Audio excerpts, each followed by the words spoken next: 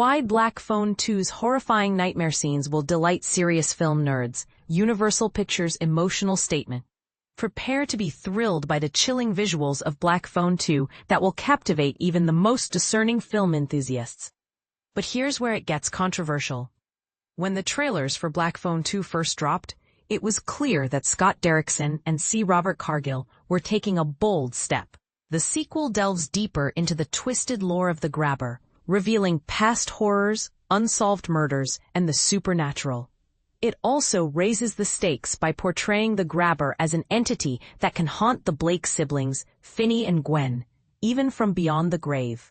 To enhance this effect, Black Phone 2 uses the eerie beauty of snow-covered landscapes at night, bathing the world in deep blues and muted tones, and creating a desolate, haunted atmosphere. The real twist comes when the film shifts between the polished cinematic style of Camp Alpine Lake and the raw, handheld Super 8 footage used to depict Gwen's dream realm. This blend of contemporary clarity and vintage deterioration is deeply unsettling, with the Super 8 sequences seamlessly bleeding into the narrative like corrupted memories. Per M. Ekberg's cinematography is a masterpiece, making the audience feel as if the film is infecting them. Similar to the sensation experienced while watching Derrickson and Cargill's home movies in Sinister, Derrickson and his team have a unique way of rendering trauma as texture. The cold, desolate world is drained of color, while the feverish hauntings of the dream realm pulse with life. The hell that comes to Earth in Black Phone 2 feels tangible due to the visceral reaction evoked by the Super 8 footage, all achieved through practical effects. Controversial interpretation. One might argue that the use of Super 8 is overrated, but the filmmaker's dedication to authenticity is commendable. C. Cargill, the screenwriter, is surprisingly accessible on social media for someone in the major motion picture industry. Fans have been eager to learn about the behind-the-scenes process, and Cargill has been happy to oblige.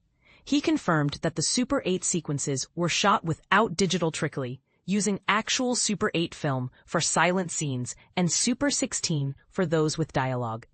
The footage was then halved to create the 8mm effect, resulting in a classic, practical, old-school look.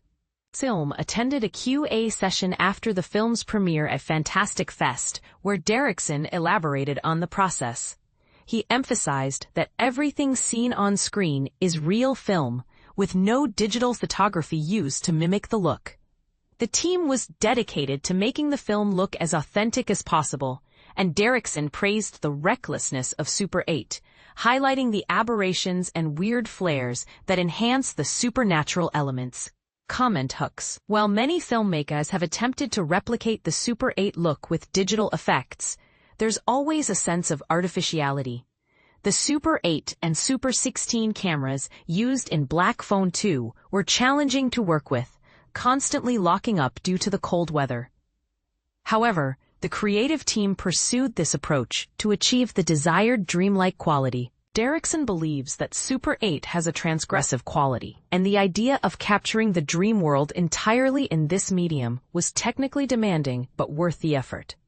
Black Phone 2 is now in theaters, offering a chilling experience that will delight serious film nerds and leave a lasting impression on all viewers.